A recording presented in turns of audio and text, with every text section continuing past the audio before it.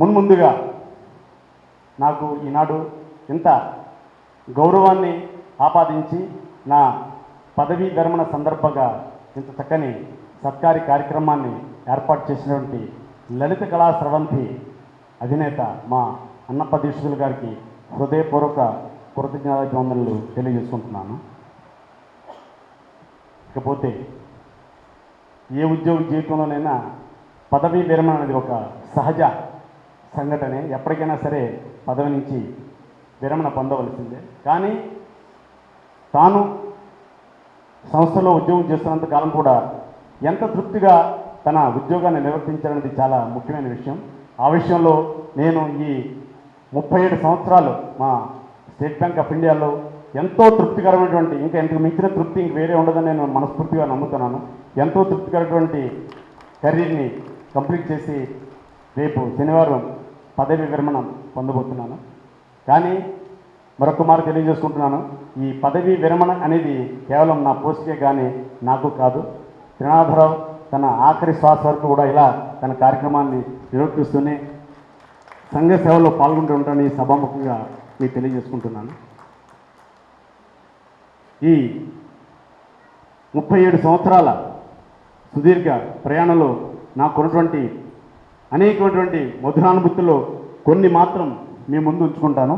ఎందుకంటే ఇంకా భక్తులు కూడా ఉన్నారు. 1977 సంవత్సరంలో నేను స్టేట్ బ్యాంక్ ఆఫ్ ఇండియాలో మొట్టమొదటిసారిగా హైదరాబాద్ నగరంలో కాలు పెట్టడం జరిగింది. అప్పటికి మీకు తెలుసు కదా, ఏదో పాటల పిచ్చి కాబట్టి బ్యాంకులో కూడా ప్రతి కార్యక్రమంలో కూడా పాల్గొని పాటలు పాడడం జరుగుతూ ఉండేది. అదే సమయంలో మీకు తెలుసు, మా రామకృష్ణ ఇంత క్రితం నాకు తనకున్నటువంటి అనుబంధాన్ని మీకు అందరికీ తెలియజేశాడు. అప్పటి వరకు నాకు అసలు నటన అంటే ఏంటో తెలియదు. ఏదో నాకు వచ్చిన పాటలు పాడుకోవడం, కార్యక్రమాల్లో నాకు వచ్చిన పాటలు పాడడం తప్పించే నటన అనేది తెలియదు. ఒకసారి అన్నపూర్ణ స్టూడియోలో మా రామకృష్ణ అంకుశం సినిమా షూటింగ్ చేస్తున్నారని తెలిసి పలకరించి వద్దాం కదా అని వెళ్ళాను. ఎంతో చూసి ఎంతో ఆప్యాయంగా కౌగిలించిన, రారా మంచి సమయానికి వచ్చావు, నీ చేత మంచి క్యారెక్టర్ చేస్తానని తనే స్వయంగా డైరెక్ట్ చేసి అంకుశం సినిమాలో ఒక చక్కని పాత్రను నా చేత ధరింపజేశాడు. అదే పెన్షన్ పేమెంట్ ఆఫీసర్. ఇప్పటికి కూడా అది ఒక టీవీలో కానీ లేకపోతే ఒక థియేటర్లో కానీ ప్రదర్శన పుడుతున్నప్పుడు ఆ క్యారెక్టర్ వచ్చినప్పుడు మంచి బ్రహ్మాండటువంటి హిలేరియస్ హిట్కు తిరుగుతుంటుంది ఆ పాత్రకి. Pension payment officer against our MS Reddy గారు, ఆయన చీఫ్ మినిస్టర్గా చేశారు ఆ క్యారెక్టర్. నాకు ఎంతో, అదే మొట్టమొదటిసారి అసలు నటనంతో మొదలుపెట్టాము. ఈ రోజున ఏదైనా టీవీలో కానీ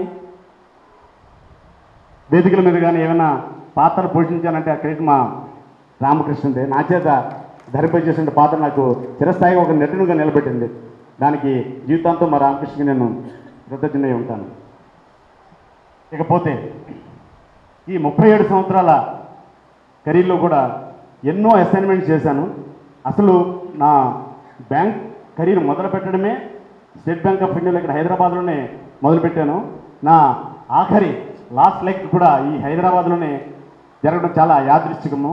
అన్నిటికీ మించి ఇప్పుడు నేను ప్రస్తుతం చేస్తున్నటువంటి assistant general manager public relations and corporate social responsibility post నాకు అన్నిటికంటే కూడా అత్యంతమైన తృప్తినిచ్చినటువంటి పోస్ట్. కారణం ఏంటంటే మీకు తెలుసు, సామాజిక సేవా బాధ్యత అది నాకు భగవంతుడు ఇచ్చినటువంటి గొప్ప వరంగా భావిస్తున్నాను. ఈ అవకాశం చాలా కొద్ది మందికి దొరుకుతుందండి. ఎంతోమందికి ఎన్నో రకాల కోరికలు ఉండదు, కానీ అవకాశం దొరకడం కూడా అది భగవంతుని యొక్క కృప.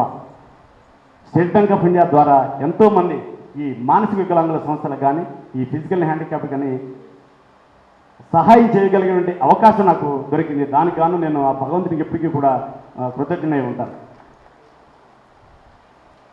నేను 3 సంవత్సరాలు చేశానండి పోస్టులోను. ఈ 3 సంవత్సరాలు కూడా మొదటి సంవత్సరం ఒక 4 కోట్లు, రెండో సంవత్సరం ఒక 10 కోట్లు, ఈ సంవత్సరం ఒక 16 కోట్లు, మొత్తం ఒక 26 కోట్లు స్టేట్ బ్యాంక్ ఆఫ్ ఇండియా ద్వారా ఈ సంస్థలకు అందజేస్తుంటే గొప్ప తృప్తితో నేను రేపు శనివారం రిటైర్ కాబోతున్నాను.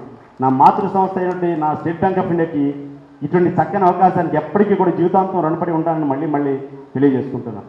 మాకు తిండి పెట్టింది మా బ్యాంక్ సంస్థల ఉద్యోగులందరికీ కూడా మా స్టేట్ బ్యాంక్ ఆఫ్ ఇండియా మేము ఎప్పుడు కూడా ఆ బ్యాంకు రుణపడి ఉంటాం. అదేవిధంగా ఈనాడు మీ అందరి ముందు ఒక గాయకుడిగా కానీ లేకపోతే ఒక అతిథిగా కానీ మందిని నిలబడగలుగుతున్నట్టు దానికి కూడా మా స్టేట్ బ్యాంక్ ఆఫ్ ఇండియా కారణం. ఎందుకంటే నా పరిధిలో కళా సంస్థలన్నింటినీ కూడా చేతగలిగినంత సహాయం మా బ్యాంకు ద్వారా చేయగలడం కూడా అదొక మరొక అవకాశంగా భావిస్తున్నాను. అందుకే మీకు చెప్పాను, ఈ పోస్ట్ నాకు భగవంతుడు ఇచ్చినటువంటి గొప్ప వరంగా భావిస్తున్నాను. ఇక